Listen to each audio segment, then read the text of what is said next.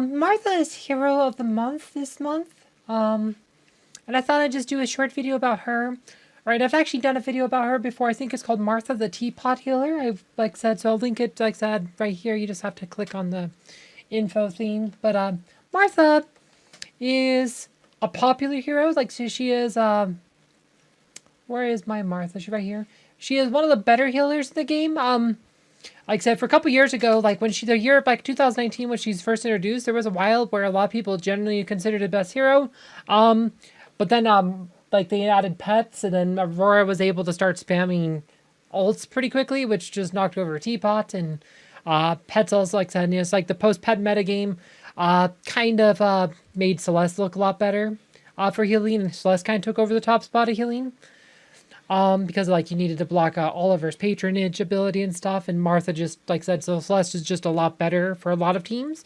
But Martha is still a good healer, and you also need Martha for guild raids, right? Martha is a very good guild raid hero, but let's just look at her. It says, Martha, a special type of tea grows in the woods of Zarakar. It grants longevity and heals the most dangerous wounds, guarded by the Foremother, ancient forebear to all tortoises. The marvelous tea had been hidden from a human sight until a young woman named Martha receives a gift, paying an enormous price in return. So her backstory is that she's actually really young, but because of the tea, she aged.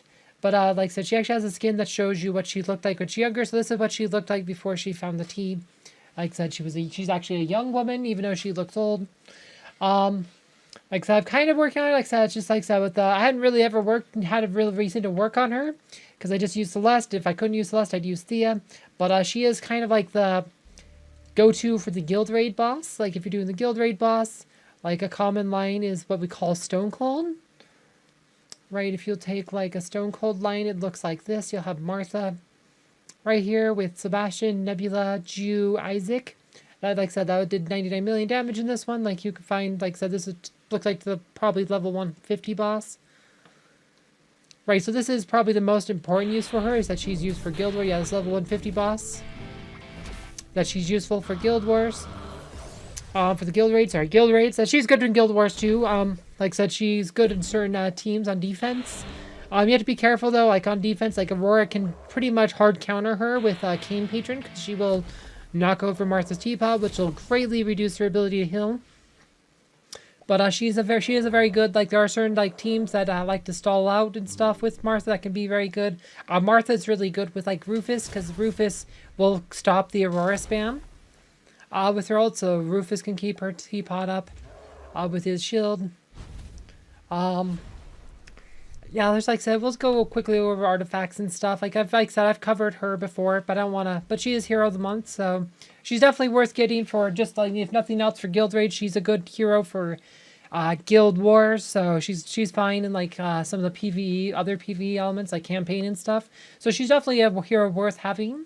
She might not be the best hero, but she is definitely needed for guild raids, so I definitely recommend her. You can get by without having her too powerful. Like, she doesn't need a whole lot of investment to be useful to you. But she has, like, so we talked to her skins. She has 3 skins. You know, you probably want to do intelligence first, and then health, and then armor because of her skills. This is, so she has, this one is based on her health. See for longevity. This one's based on her magic attack. This heals allies. This heals allies for more, but it's also based on her health. This is her self-heal. So health, so magic attack, then health, then armor, I would say, on her skins. And then glyphs, I would say magic attack, intelligence, then health. And then you could do the armor and magic defense. Probably magic defense first, just because she has an armor skin, but not not a magic defense skin. Just kind of balance that out. I mean, it doesn't really matter too much, but that's probably how I do it. Artifacts, she buffs armor. Like I said, so that's actually not bad buff. Buffing armor can be good. She has a health and magic attack book, which is stats she needs. Then, of course, she has an intelligence ring. And then patronage.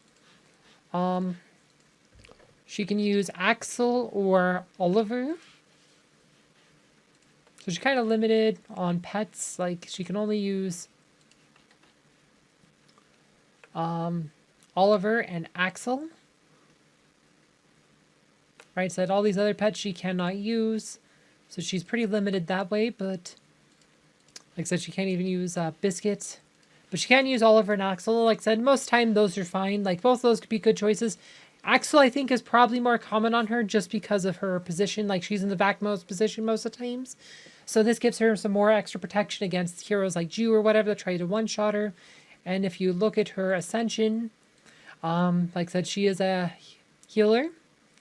And so we can look at her ascension tree. Like so she has a healer branch, and then of course she has magic attack, health, magic attack. Only one health. No, there's two. There's two. There's second health one. Yeah, so just some health, some magic attack, intelligence. Pretty balanced here. Magic defense, armor. Just mostly mitigation stats and health and magic attack, intelligence. That's pretty much it. Mitigation, like I said, armor, magic defense. So pretty much the same 5 stats you'd get in her glyphs. It's just more stuff, like it's just more of the same in her glyphs. So this is not bad. These are just the stats you need. She, like I said, she is very poor DPS, so that is another disadvantage with her. She doesn't add a lot of DPS. She is easily countered by Aurora, and to a lesser extent Cleaver and Luther. But she is definitely worth having. I definitely recommend getting her, and with her being the hero of the month, you will get her. So anyway, I hope you guys found this video fun and informative. Thank you for watching.